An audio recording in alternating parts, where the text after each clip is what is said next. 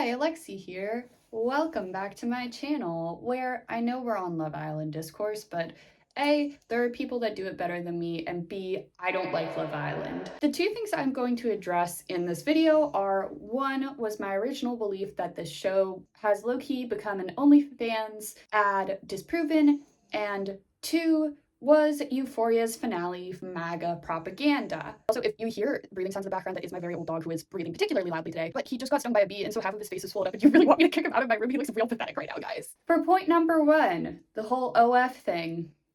Not really. Basically, to recap, y'all, if you saw the finale, you watched one other analysis, and you wiped it from your brain as best as possible, which if you did that, God bless you, that's what I'm gonna do after this. This season, Cassie joined OF, and it's specifically repeatedly said that it is OF, starts immediately making enough money to start paying off Nate's debt, as well as like live a fancy life herself in like LA. She's affording that apartment all by herself, man. And this is partially due to Maddie's management, as Maddie has her go to a party at another influencer's house and orchestrates them being caught making out on a live stream. Alex Lynx, a popular OF actress in real life, acknowledged that the scene was smart and probably could have helped launch Cassie's career, but, quote, "On the other hand, it's portrayed that if you just dress up and do crazy shit, you'll instantly make money, or you just have to be hot and have big boobs, and you'll instantly cash out,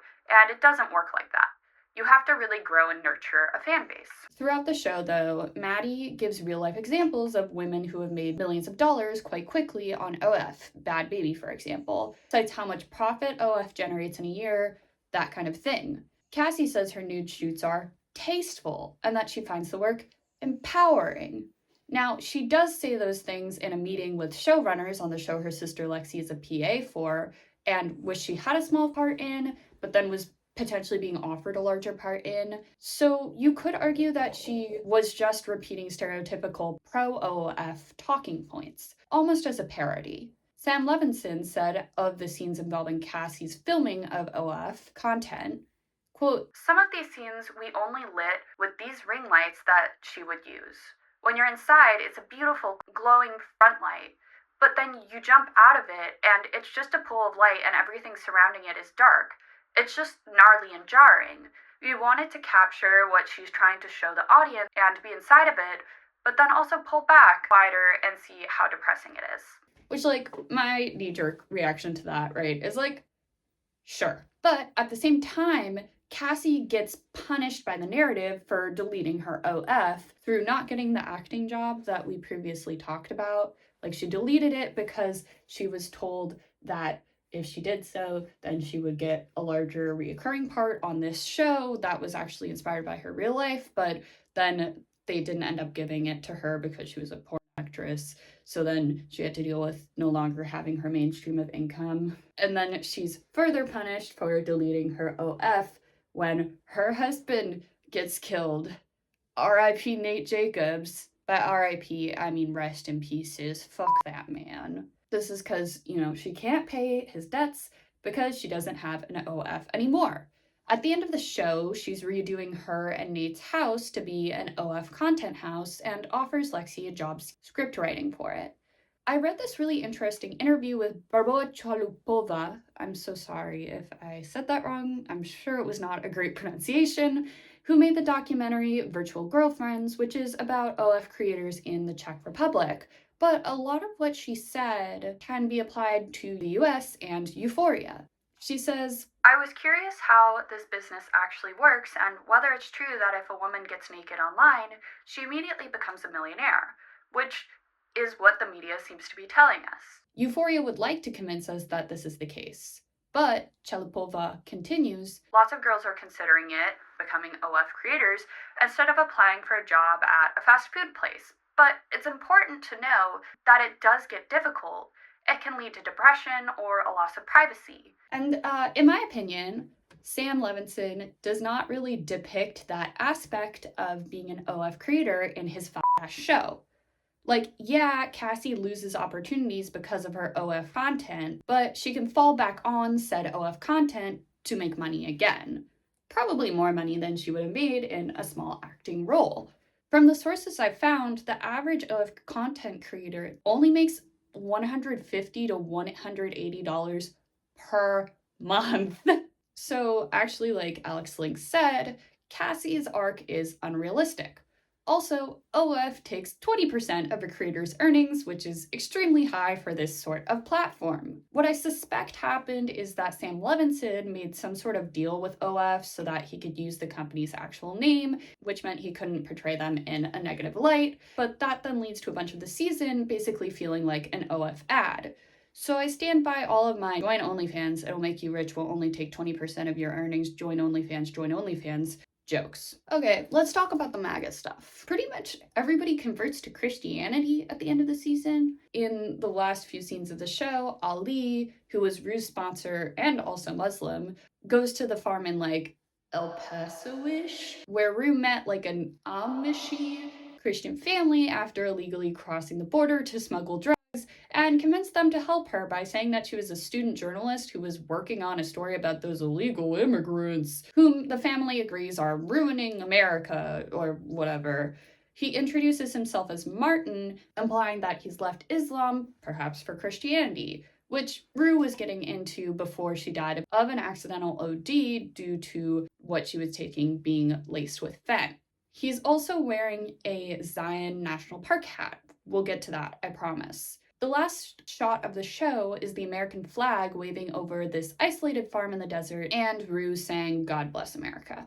Levinson has said that he, quote, wanted to tell a story about the step of surrendering our will and our lives to the care of God as we understand him. I actually read that before watching the finale, and I was like, Sam Levinson, why is your Jewish ass making all of these people Christian?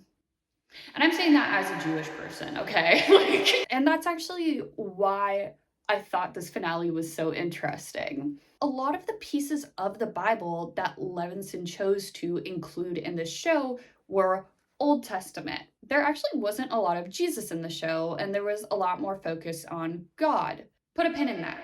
There are also repeated allusions to Exodus, and specifically Moses leading the Israelites out of Egypt. Israelites in this context, I'm using that as a biblical term, I'm not referring to modern day Israel in this context.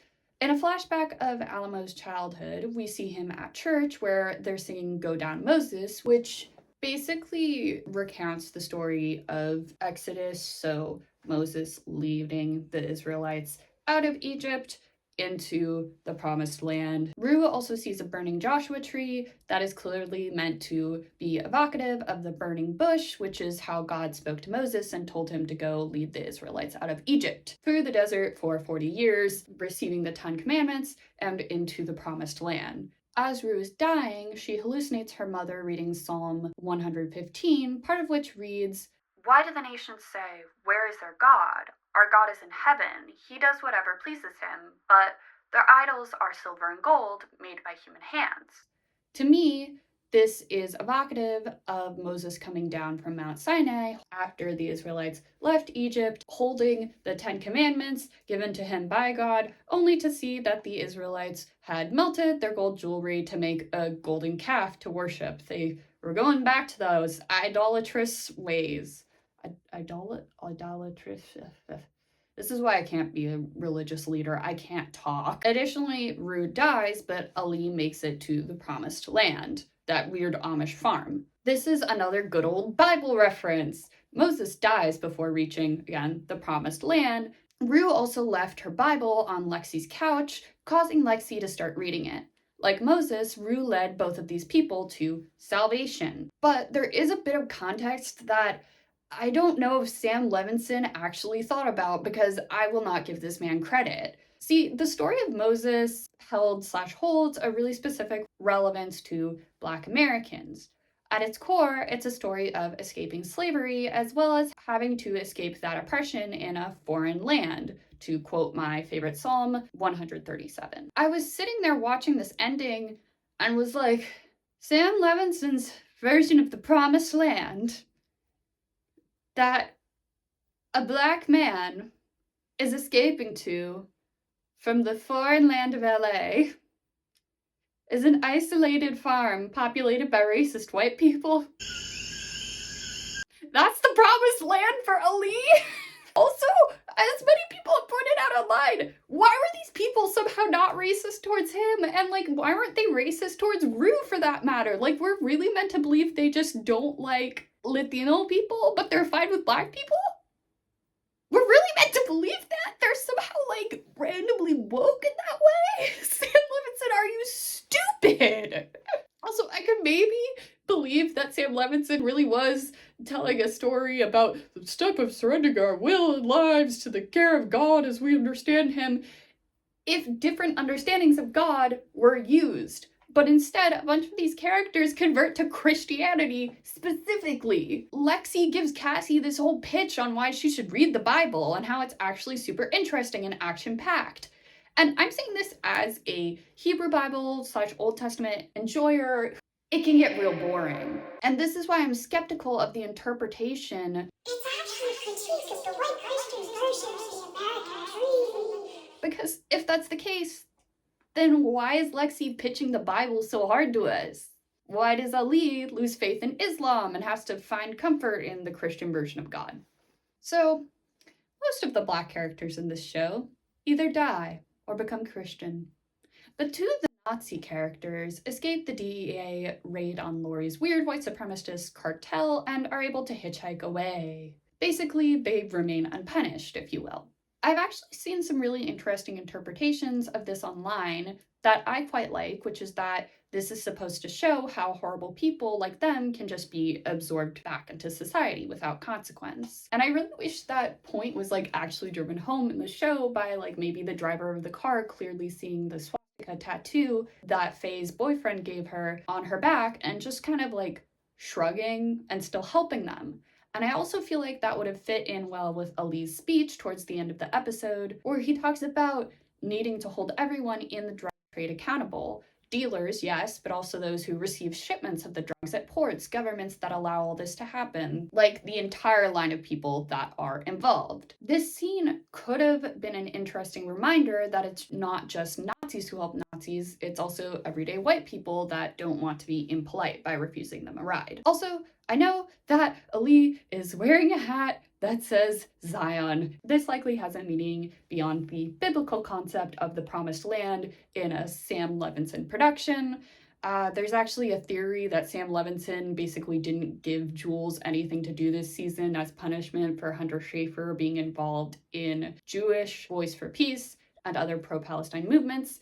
I'd love to get Hunter's opinion on that because mine is like,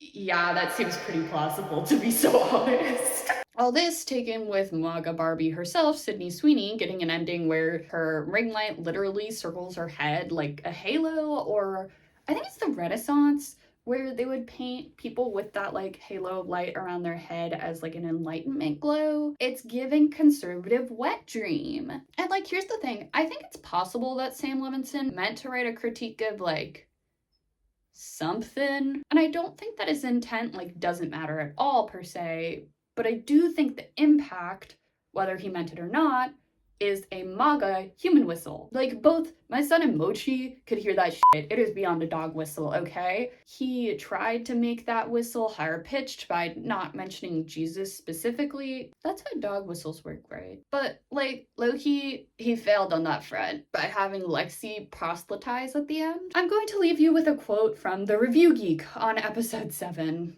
Quote, "They say you're only as smart as your writer, and in the case of Sam Levinson, he's written everybody to be several brain cells below the average." What I've been saying this whole time is that I don't think Sam Levinson is doing anything particularly subversive. He's just playing along with the current culture. At the end of the day, we can all have different opinions on any type of media, right? But at the end of Euphoria, mine remains unchanged. Sam Levinson used the show as a fetishizing women power trip, and he also really wants to say slurs, and he's using black characters and also like trans characters to realize that fantasy, and he's also not as smart as he thinks he is, frankly. Also, all of this is a fucking OF ad. Oh my god. Thank you so much for watching. Let me know what you think down below. But also if what you think is, why are you overanalyzing media? Because I have low self-esteem and I can. All channel art is by me, and my outro song is Take a Vacation by the Young Banes. Like, comment, and subscribe, and also hype if you want. As usual, I still don't really understand what that means. I really would love a hot woman to explain it to me this Pride. Thanks so much for watching. I'll catch you in the next one.